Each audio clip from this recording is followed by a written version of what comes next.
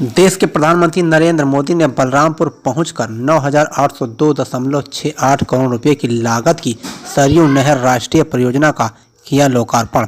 आपको बता दें कि प्रधानमंत्री नरेंद्र मोदी ने शनिवार को यूपी के बलरामपुर में एक जनसभा को संबोधित करते हुए कहा कि भारत के पहले chief of defence staff general Bipin Rawat के निधन से पूरा देश दुखी है।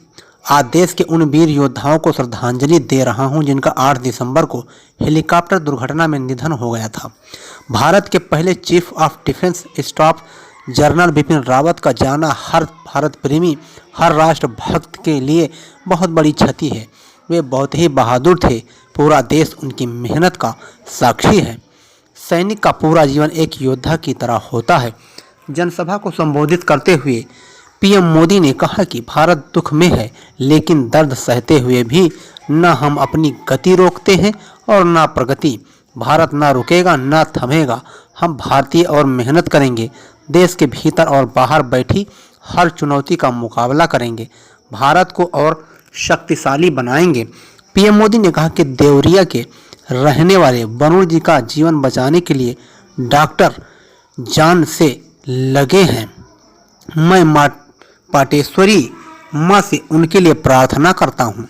पीएम मोदी ने कहा कि देश की सीमाओं की सुरक्षा को बढ़ाने का काम, बॉर्डर इंफ्रास्ट्रक्चर को मजबूत करने का काम, देश की सेनाओं को आत्मनिर्भर बनाने का अभियान, तीनों सेनाओं में तालमेल बेहतर करने का काम, ऐसे अनेक काम तेजी से आगे बढ़ता रहेगा। पीएम मोदी ने आगे कहा कि यूपी देवरिया के रहने वाले ग्रुप कैप्टन वरुण जी का जीवन बचाने के लिए डॉक्टर जी जान से लगे हुए हैं। मैं मां पाटेश्वरी से उनके जीवन की रक्षा की प्रार्थना करता हूं। देश आज वरुण जी के परिवार के साथ है। जिन वीरों को हमने खोया है उनके परिवारों के साथ है। प्रधानमंत्री नरेंद्र मोदी ने कहा कि देश की नदियों के जल का सदुपयोग हो, किसानों के खेत तक पर्याप्त पानी पहुंचे, ये सरकार की सर्वोच्च प्राथमिकताओं में से एक है। सरयू नहर राष्ट्रीय परियोजना का पूरा होना इस बात का सबूत है कि जब सोच ईमानदार होती है तो काम भी दमदार होता है। पीएम मोदी ने कहा कि आज से करीब 50 वर्ष पहले सरयू नहर राष्ट्रीय परियोजना पर कार्य शुरू हुआ था। जब इस परियोजना का कार्य शुरू हुआ था तब इसकी लागत 100 करोड़ रुपये से भी कम थी। आज यह लगभग 10,000 करोड़ रुपये खर्च करने के बाद परियोजना पूरी हुई है। पीएम मोदी ने कहा कि सरयू नहर परियोजना में जितना काम 5 दशक में हो पाया था उससे ज़्यादा काम हमने 5 साल से पहले करके दिखाया है। यही डबल इंजन की सरकार है। यही डबल इंजन की सरकार के काम की रफ्तार है। जब मैं आज दिल्ली से चला तो सुबह से इंतजार कर रहा था कि कब कोई आएगा, कहेगा कि मोदी जी इस योजना का फीता तो हमने काटा था, ये योजना तो हमने शुरू की थी। कुछ लोग जिनकी आदत है ऐसा कहने की, हो सकता है कि बचपन में इस योजना का फीता उन्होंने काटा हो, लेकिन भाजपा ने इस पर तेजी से कार्य करते हुए किसानों के हित में आज इस योजना का लोकार्पण किया है। के लिए सरयू नहर राष्ट्रीय परियोजना 5 नदियों को जोड़कर 9 जनपदों के 30 लाख किसानों को लाभ देने के लिए 9,800 करोड़ रुपए की लागत से बनाई गई। 40 वर्षों का इंतजार अब खत्म होने जा रहा है। मैं माननीय प्रधानमंत्री महोदय से अनुरोध करूंगी कि रिमोट का बटन दबाकर सरयू नहर राष्ट्रीय परियोजना को राष्ट्र को समर्पित करें। बटन दब गया और बटन दबने के साथ साथ शिलापट का अनावरण। सरयू नहर राष्ट्रीय परियोजना राष्ट्र को समर्पित। 30 लाख किसानों की सिंचाई के लिए लाभ का अवसर। जल शक्ति से जन शक्ति का प्रारंभ। बहुत बहुत धन्यवाद माननीय प्रधानमंत्री महोदय। आपके बटन दबने के साथ ही राप्ती और सरयू बैराज के गेट खोल दिए गए हैं और प्रवाह प्रारंभ हो गया है। 9 नदियां जुड़कर 5 नदियां जुड़कर 9 जनपदों के 30 लाख किसानों के खेतों को सींचने के लिए बह चली हैं। जल शक्ति से जन शक्ति का प्रारंभ।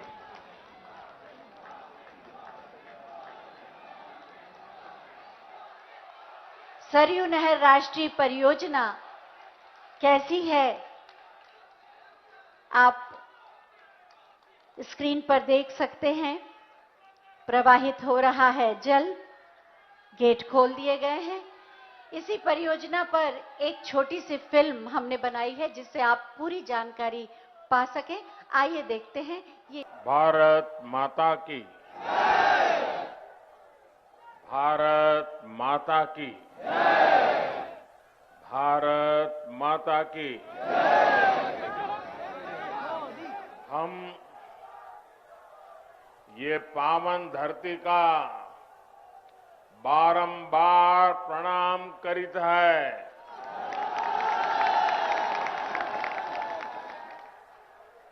आज हमें आदि शक्ति मां पाटेश्वरी की पावन धरती और छोटी काशी के नाम से विख्यात बलरामपुर की धरती पर फिर आवे के मौका मिला। आपसे हमें खूब क्रांतिकारियों की इस धरती ने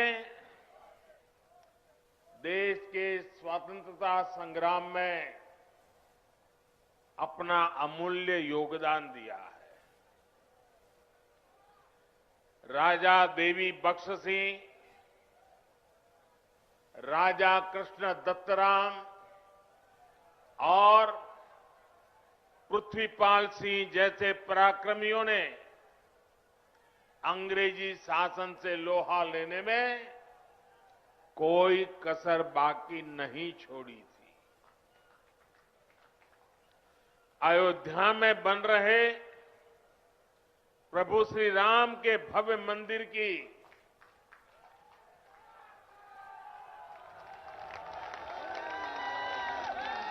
जब जब बात होगी, बलरामपुर रियासत के महाराजा पाटेश्वरी प्रसाद सिंह के योगदान का उल्लेख जरूर होगा। बलरामपुर के लोग तो इतने पारखी है, इतने पारखी है कि उन्होंने नानाजी देशमुख और अटल बिहारी वाजपेयी के रूप में दो भारत रत्नों को गढ़ा है, उन्हें संवारा है। साथियों, राष्ट्र निर्माताओं और राष्ट्र रक्षकों की इस धरती से मैं आज देश के उन सभी वीर योद्धाओं को भी श्रद्धांजलि दे रहा हूं जिनका 8 दिसंबर को हेलीकॉप्टर हादसे में निधन हो गया। भारत के पहले chief of defence staff general Bipin Rawat ji का जाना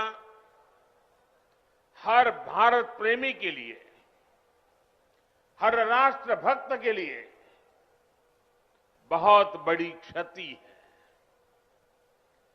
जनरल बिपिन रावत जी जितने जांबाज थे, देश की सेनाओं को आत्मनिर्भर बनाने के लिए जितनी मेहनत करते थे, पूरा देश उसका साक्षी रहा है। एक सैनिक सिर्फ उसी समय तक सैनिक नहीं रहता जितने दिन वो सेना में रहता है। उसका पूरा जीवन एक योद्धा की तरह होता है। अनुशासन, देश की आन बान शान के लिए वो हर पल समर्पित होता है।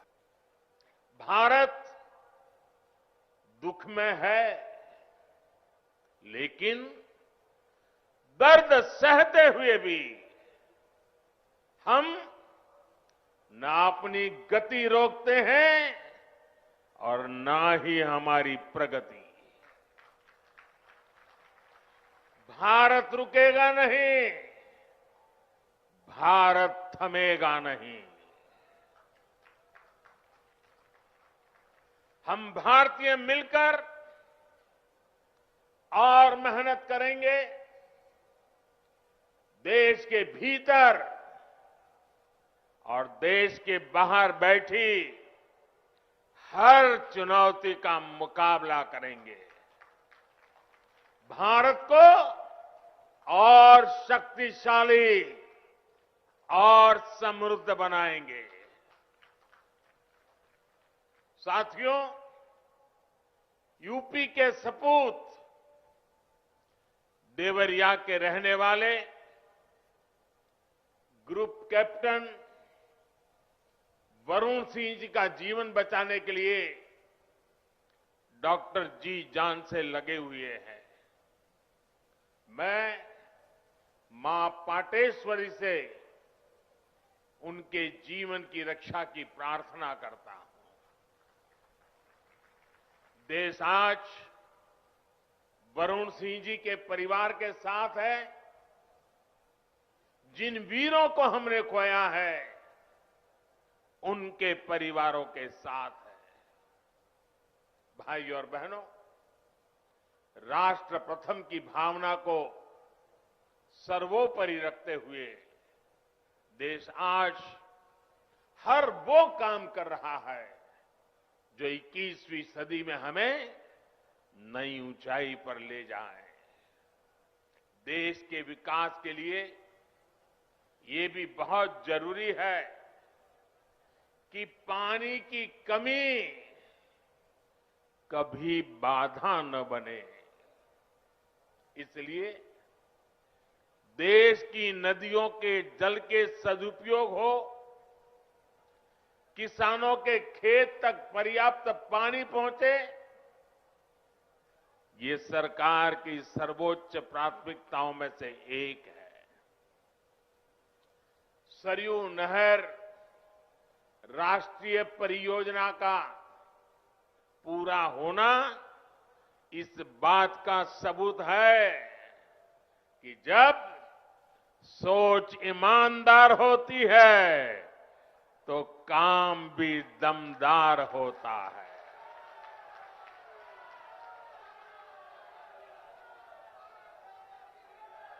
दशकों से आप इसके पूरे होने का इंतजार कर रहे थे। घाघरा, सरयू, राप्ती, बाणगंगा और रोहिणी की जल शक्ति अब इस क्षेत्र में समृद्धि का नया दौर लेकर आने वाली है। बलरामपुर के साथ साथ बहराइच, गोंडा, श्रावस्ती, सिद्धार्थनगर, बस्ती, गोरखपुर, महाराजगंज और कुशीनगर के सभी साथियों को, लाखों मेरे किसान भाइयों बहनों को आज हृदय से बहुत बहुत बधाई देता।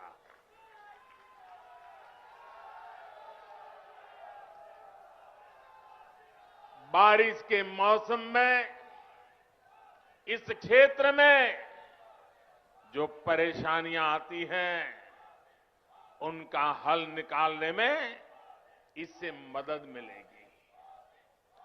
और मैं जानता हूं मेरे प्यारे भाइयों बहनों, हमारे यहां तो इतिहास गवाह है, अगर किसी ने प्यासे को एक प्याला भर पानी पिला दिया होता है तो वो इंसान जीवन भर कभी उस ऋण को भूलता नहीं है, जीवन भर उस इंसान को भूलता नहीं। और आज लाखों किसानों के प्यासे खेत जब पानी प्राप्त करेंगे, मुझे पक्का भरोसा है आपके आशीर्वाद जीवन भर हमें काम करने की ताकत देंगे।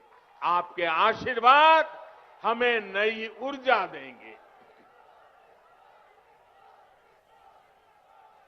भाइयों बहनों, आज मैं ये भी कहना चाहूंगा, विशेष रूप से वो किसान जिनके पास 2 हेक्टेयर से कम भूमि है, उनके लिए सिंचाई की ये व्यवस्था जीवन बदलने वाली होती है।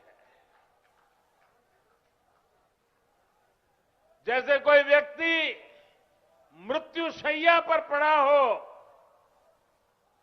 उसको ब्लड की जरूरत हो, लहू की जरूरत हो, रक्त की आवश्यकता हो, और जैसे ही डॉक्टर रक्त ला करके उसको चढ़ाएं और उसकी जीवन बच जाता है, इस पूरे क्षेत्र के खेतों को ऐसी ही नई जिंदगी मिलने वाली है।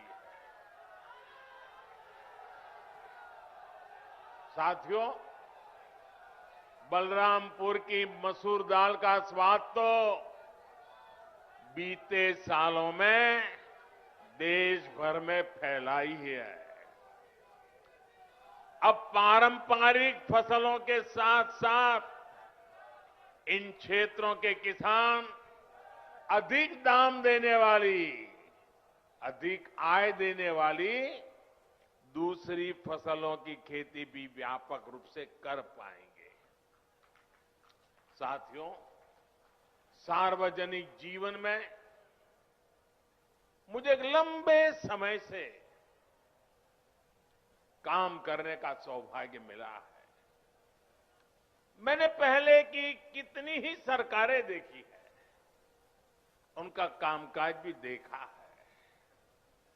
इस लंबे कालखंड में जो मुझे सबसे अधिक अखरा,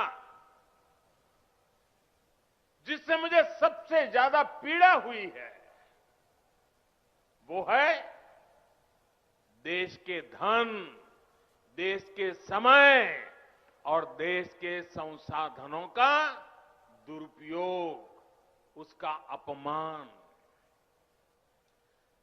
सरकारी पैसे हैं तो मुझे क्या, मेरा क्या, ये तो सरकारी है। ये सोच देश के संतुलित और संपूर्ण विकास में सबसे बड़ी रुकावट बन गई है। इसी सोच ने सरयू नहर परियोजना को लटकाया भी, भटकाया भी। आज से करीब 50 साल पहले इस पर काम शुरू हुआ था। आप सोचिए, 50 साल के बाद आज इसका काम पूरा हो रहा है। जब इस परियोजना पर काम शुरू हुआ था, ये सिर्फ यहां के नागरिक नहीं, देश के नागरिक भी इस बात को समझे, हिंदुस्तान का हर नागरिक समझे, हिंदुस्तान का मेरा नौजवान समझे, जो अपने उज्जवल भविष्य की कामना करता है, वो मेरा देश का हर नौजवान समझे। साथियों, जब इस परियोजना पर काम शुरू हुआ था तो इसकी लागत 100 करोड़ रुपए से भी कम थी।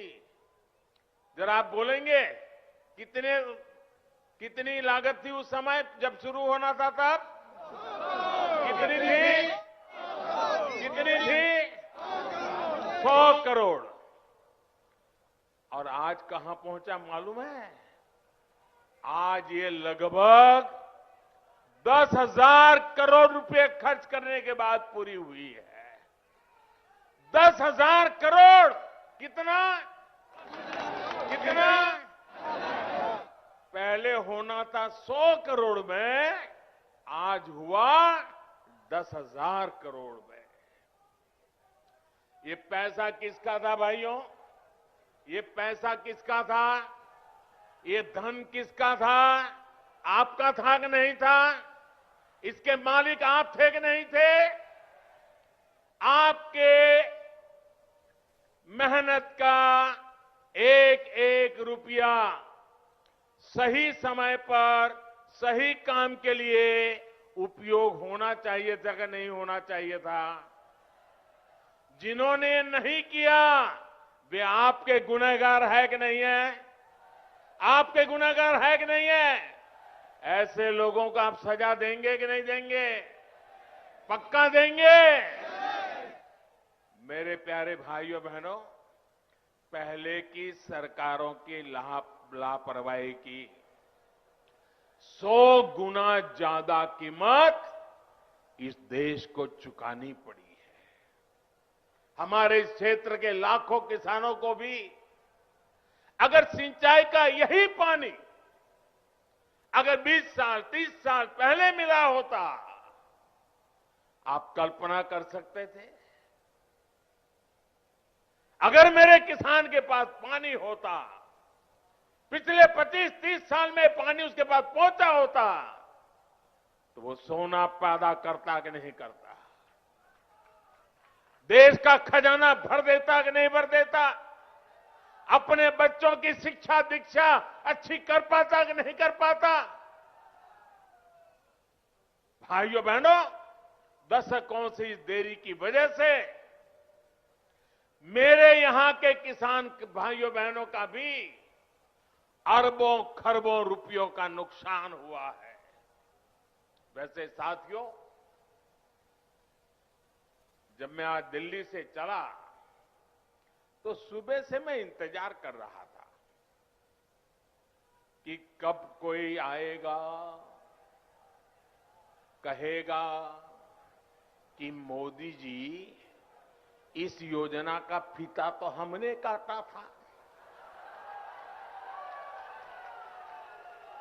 ये योजना तो हमने शुरू की थी।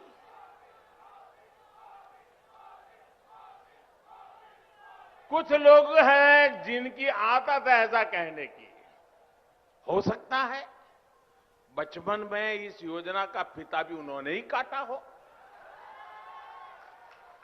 साथियों, कुछ लोगों की प्राथमिकता फीता काटना है,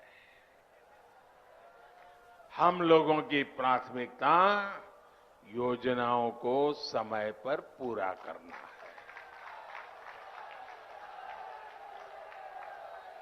2014 में जब मैं सरकार में आया था तो ये देखकर हैरान था कि देश में सिंचाई की 99 बड़ी परियोजनाएं, 99 परियोजनाएं जो देश के अलग अलग कोनों में दशकों से अधूरी पड़ी है। हमने देखा कि सरयू नहर परियोजना में कितनी ही जगहों पर नहरें आपस में जुड़ी ही नहीं थी, पानी आखिरी छोर तक पहुंचाने की व्यवस्था ही नहीं थी। सरयू नहर परियोजना में जितना काम 5 दशक में हो पाया था, उससे ज्यादा काम हमने 5 साल से पहले करके दिखाया है। साथियों, यही तो डबल इंजन की सरकार है, यही तो डबल इंजन सरकार के काम का रफ्तार है। और आप याद रखिए, योगी जी के आने के बाद हमने बाण सागर परियोजना का लोकार्पण किया। कुछ दिन पहले ही अर्जुन सहायक नहर परियोजना का लोकार्पण किया। इसी हफ्ते गोरखपुर में जो फर्टिलाइजर कारखाने और एम्स का लोकार्पण किया गया, उनका भी बरसों से इंतजार हो रहा था। कुशीनगर इंटरनेशनल एयरपोर्ट की भी फाइलें बरसों से चल रही थी, लेकिन इस एयरपोर्ट को भी शुरू करवाने का काम डबल इंजन की सरकार ने ही किया है। साथियों, हमारी सरकार किस तरह बरसों पुराने सपनों को साकार कर रही है, इसका एक और उदाहरण केन बेतवा लिंक परियोजना भी है। सालों से इस परियोजना की मांग हो रही थी। अभी 2-3 दिन पहले ही कैबिनेट ने इस परियोजना को स्वीकृति दे दी है और इस पर 45,000 करोड़ रुपए खर्च किए जाएंगे। ये उत्तर प्रदेश को इतनी बड़ी सौगात मिल रही है, 45,000 करोड़ रुपए खर्च किए जाएंगे। ये परियोजना बुंदेलखंड को जल संकट से मुक्ति दिलाने में बड़ी भूमिका निभाएगी। भाइयों और बहनों, आज देश में आजादी के बाद पहली ऐसी सरकार है जो छोटे किसानों की सूद ले रही है। पहली बार 2 हेक्टेयर से कम भूमि वाले छोटे किसानों को सरकारी लाभ से, सरकारी सुविधा से जोड़ा गया है। बीज से लेकर बाजार तक, खेत से लेकर खलिहान तक उनकी हर तरह से मदद की जा रही है। इन छोटे किसानों के बैंक खातों में पीएम किसान सम्मान निधि के हजारों करोड़ रुपए सीधे भेजे जा रहे हैं। उनकी आय बढ़ाने के लिए उन्हें खेती से जुड़े अन्य विकल्पों की तरफ भी प्रेरित किया जा रहा है। ऐसे विकल्प जिसमें बहुत बड़ी जमीन की उतनी जरूरत नहीं पड़ती, उन्हें इसका मार्ग दिखाया जा रहा है। इसी सोच के साथ पशुपालन हो, मधुमक्खी पालन हो या फिर मछली पालन, इनके लिए राष्ट्रीय स्तर नई योजनाएं शुरू की गई है। आज भारत दूध उत्पादन के मामले में दुनिया में अग्रणी है ही, लेकिन आपको जानकर के खुशी होगी, आज हम शहद, हनीम, मधु, आज हम शहद निर्यातक के रूप में भी विश्व में अपना स्थान बना रहे हैं। हमारी सरकार के प्रयासों की वजह से बीते 7 वर्षों में शहद का निर्यात बढ़कर करीब करीब 2 गुना हो गया है और इससे किसानों की 700 करोड़ रुपए से ज्यादा की कमाई हुई है। भाइयों और बहनों, किसान की आय बढ़ाने का एक और विकल्प बायोफ्यूल भी है। हम खाड़ी का तेल से चलाते थे, अब हम झाड़ी का तेल भी लेकर के आ रहे हैं। बायोफ्यूल की अनेक फैक्ट्रियां यूपी में बनाई जा रही हैं। बदायूं और गोरखपुर में बायोफ्यूल के बड़े कॉम्प्लेक्स बनाए जा रहे हैं। यहां पास में गोंडा में भी इथेनॉल का एक बड़ा प्लांट बन रहा है। इसका लाभ इस क्षेत्र के बहुत से किसानों को होगा। गन्ने से इथेनॉल बनाने के अभियान में भी यूपी अग्रणी भूमिका की ओर बढ़ रहा है। बीते 4.5 साल में लगभग 12,000 करोड़ रुपए का इथेनॉल यूपी से खरीदा गया है।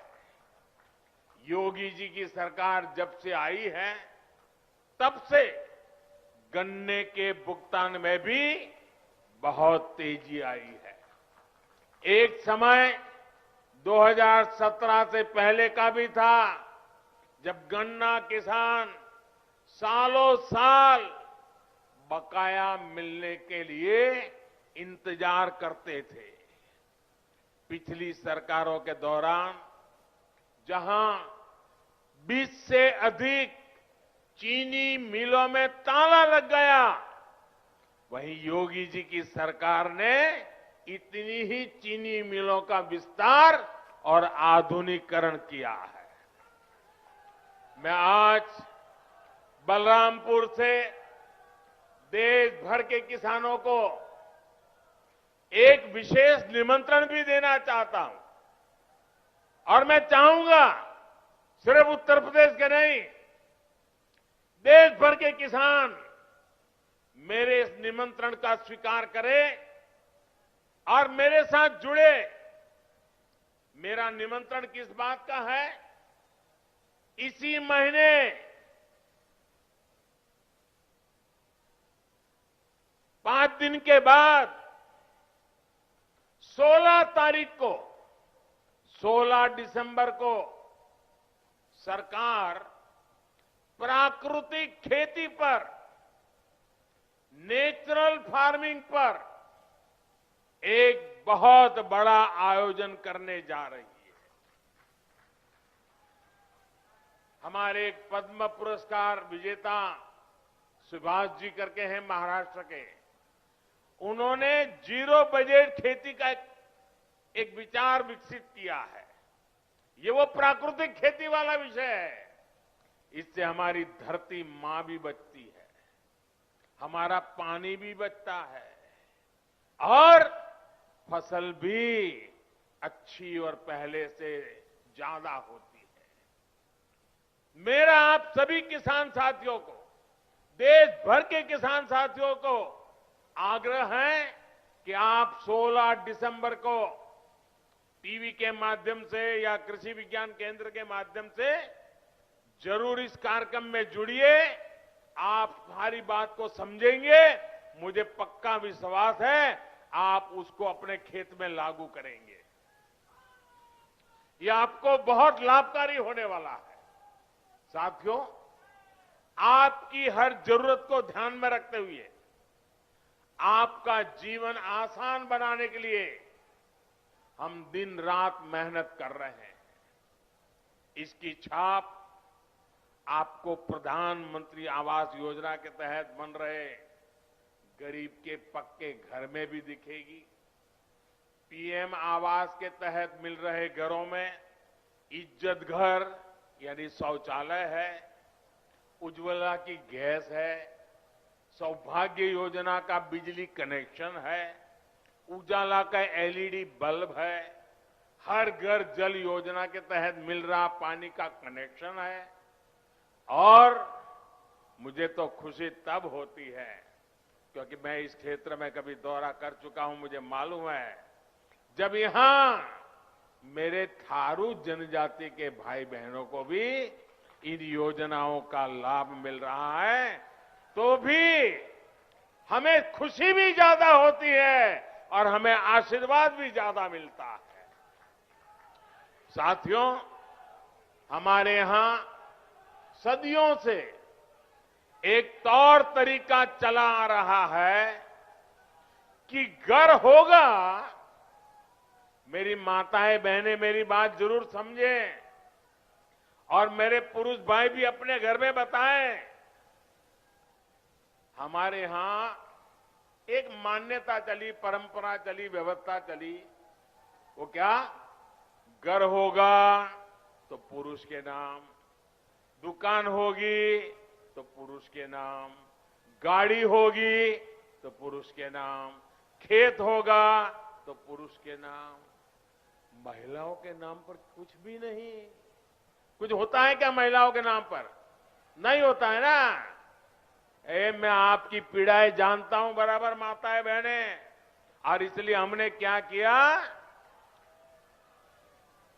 मुझे खुशी है हमने क्या किया, पीएम आवास योजना के तहत जो घर बन रहे हैं ना, ज्यादातर घरों का मालिकाना हक हमने हमारी माताओं, बहनों, बेटियों को दे दिया है। इस वजह से देश में ऐसी बहनों की संख्या में बहुत अधिक वृद्धि हुई है जिनके अपने नाम पर कम से कम एक प्रॉपर्टी तो है। डबल इंजन की सरकार के प्रयासों से यूपी के 30 लाख से अधिक गरीब परिवारों को पक्का घर मिल चुका है। आने वाले दिनों में और भी ज्यादा नए घर बनाने के लिए अभी हमारी सरकार ने 2 लाख करोड़ रुपए से अधिक का प्रावधान किया है। यानी जिनको अभी तक पक्के घर नहीं मिले उन्हें आने वाले समय में भी जरूर मिलेंगे। साथियों, जब सरकार संवेदनशील हो, गरीबों की सुनती हो, उनका दुख दर्द समझती हो तो फर्क आता ही है। आता है कि नहीं आता है? फर्क आता है कि नहीं आता है? फर्क आता है कि नहीं आता है?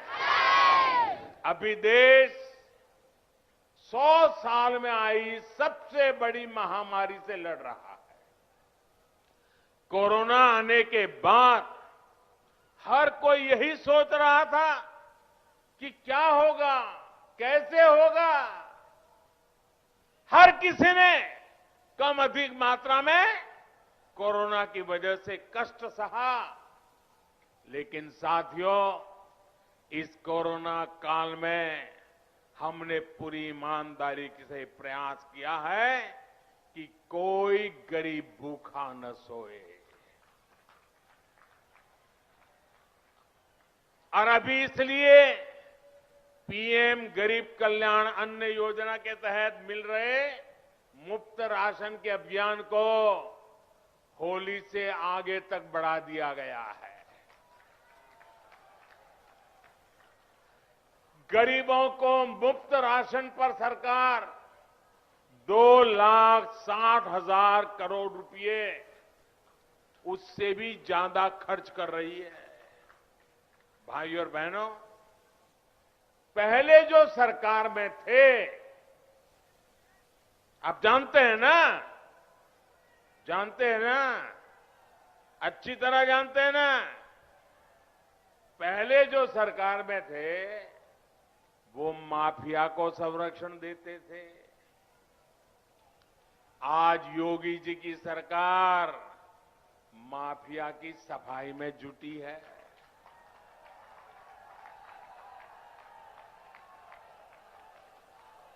तभी तो यूपी के लोग कहते हैं फर्क साफ है। पहले जो सरकार में थे वो बाहुबलियों को बढ़ाते थे। आज योगी जी की सरकार गरीब, दलित, पिछड़े और आदिवासी सभी को सशक्त करने में जुटी है। तभी तो यूपी के लोग कहते हैं फर्क साफ है। पहले जो सरकार में थे वो यहां जमीनों पर अवैध कब्जे करवाते थे। आज ऐसे माफियाओं पर जुर्माना लग रहा है, बुलडोजर चल रहा है। तभी तो यूपी के लोग कहते हैं फर्क साफ है। पहले यूपी की बेटियां घर से निकलने से 100 बार सोचने के लिए मजबूर थी। आज अपराधी गलत काम से पहले 100 बार सोचता है। तभी तो यूपी के लोग कहते हैं फर्क साफ है। पहले बेटियां घर में दुबक कर रहने को मजबूर थी। अब यूपी के अपराधी जेल में दुबकते हैं। तभी तो कहते हैं फर्क साफ है। साथियों, आज मैं एक और योजना के बारे में जरूर बताना चाहता हूं, जो यूपी के लोगों की बहुत मदद करने वाली है। और ये योजना है स्वामित्व योजना। स्वामित्व योजना के तहत आज गांवों में प्रॉपर्टी की मैपिंग कराकर घरों के, खेतों के मालिकाना हक के कागज लोगों को दिए जा रहे हैं। ये अभियान कुछ ही समय में यूपी के हर गांव तक पहुंचने वाला है। इससे आपको अवैध कब्जे के डर से मुक्ति मिलेगी और बैंकों से मदद लेना भी आपके लिए आसान हो जाएगा। अब गांव के युवाओं को बैंक से अपने काम के लिए पैसा जुटाने में दिक्कत भी नहीं आएगी। साथियों, हम सभी को मिलकर उत्तर प्रदेश को नई ऊंचाई पर ले जाना है। उत्तर प्रदेश की नई पहचान देनी है। उत्तर प्रदेश को दशकों पीछे धकेलने वाले लोगों से आपको निरंतर सतर्क रहना है। भाइयों बहनों, एक बार फिर से आप सभी को सरयू नहर परियोजना के लिए बहुत बहुत बधाई देता हूं।